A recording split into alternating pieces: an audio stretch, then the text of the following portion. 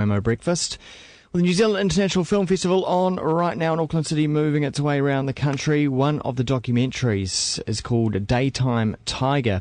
It's by Costa and it's a portrait of New Zealand writer Michael Morrissey as he battles a mental illness. And Costa joins us on the line this morning. Morning, Costa. Hey, good morning. Good morning. Now, Michael Morrissey, can you refresh us, for those who may not be familiar with Michael, about who he is and what he's previously done in the past? Well, Michael's a New Zealand author who's been active since the 1970s. He wouldn't be a household name here, but he has written and published a number of novels, books of short stories, poetry. He pretty much covers the literary gamut. Yeah.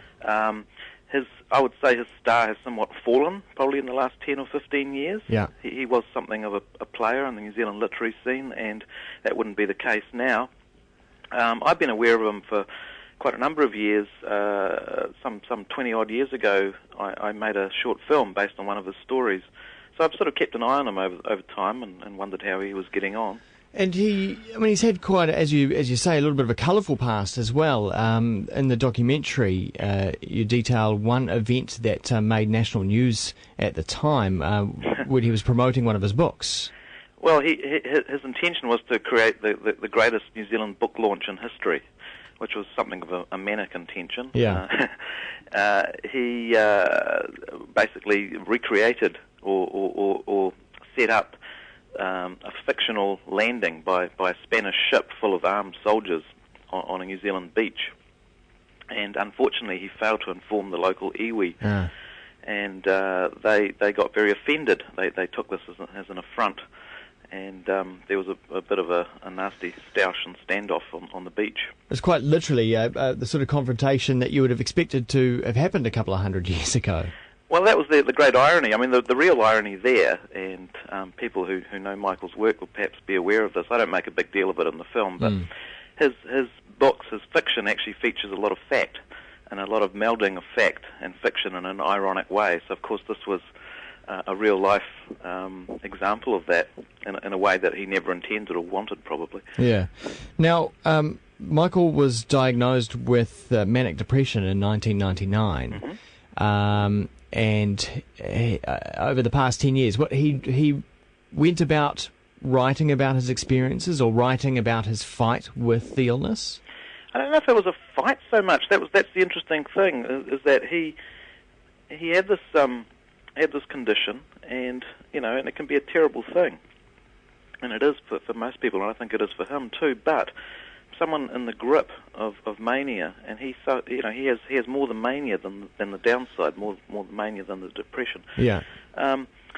Michael's view on it was that it was a kind of gift, that it would sort of open up his mind and let him see the universe, and that it was actually like a big rush, an exciting thing to have. Because there is this idea that to be a fantastic artist, maybe you do need to be a bit mad. Yeah, and I don't know whether he bought into that as a way of dealing with it, or whether he just felt, there is this pernicious idea in our culture that genius equals madness or madness equals genius. And actually, if you look at the numbers, a remarkable number of geniuses, or people we would regard as geniuses, maybe suffered from manic depression. Yeah. So it does appear to be a correlation, but who knows? He didn't get his book published, and that's where you came in, and very much in a personal way, into his house to document his relationship with his wife and his experiences with the illness. Well, here's the thing. He after a long time in the wilderness, he has this condition. Then he writes this book, which I would consider one of the best books he's ever written, and somewhat different from a lot of his normal output, because it has the truth of real experience in it, and it's actually a rollicking good read, and he can't get a publisher. Which is really sad. And so, what does he do? Well, what does a person with mania do? It immediately pops into his head that, if he can talk a filmmaker into covering his story, then this amazing film will come out and it'll make millions of dollars. This was him sort of rationalising it in his head. And so, he knew me, and he thought, well, if Costa can make a film, it'll be, incredible, and it'll make millions of dollars. Well, I wish. But there's no reason why it shouldn't, that's for sure. Well, who knows? I seriously doubt it. But that's a whole other story. I hope I've made a film that takes you into that world. Well, you're in that world. You're right there. You're in his kitchen. You're in his living room. Yeah. One thing that occurred to me, as I was watching this, how are you being this fly on the wall in what is a very personal situation? Well, I didn't concern myself with the how, other than I'm there and I've got a camera, and I can turn it on and off whenever. When things started to happen, you don't when things start to happen, you don't stop and question it. You just sort of either go with it and either roll or not. And I decided for my own mental safety that I would just go with it. Yeah, because you catch Michael quite often in full flight, in manic episodes of just freestyling, almost like a hip hop artist on speed in some ways. That's exactly it. Yeah. From one idea to the next, bam, bam, bam, bam, bam. Yeah, and with a kind of shocking speed. Yeah. But see, I appreciate it. I didn't know what was going to happen. I thought I was going to, document a bit of his past and talk about this and that. And when that suddenly took off under me, it didn't take me very long to realise that, heck, I haven't seen this before on film. I'm going to catch it for all I'm worth. So, did you also think you would be documenting the trials of a relationship under stress and strain as well with his wife? Not beforehand, but that's something I quickly realised had to be an important part of the story, if only for the sake of people who don't have mania.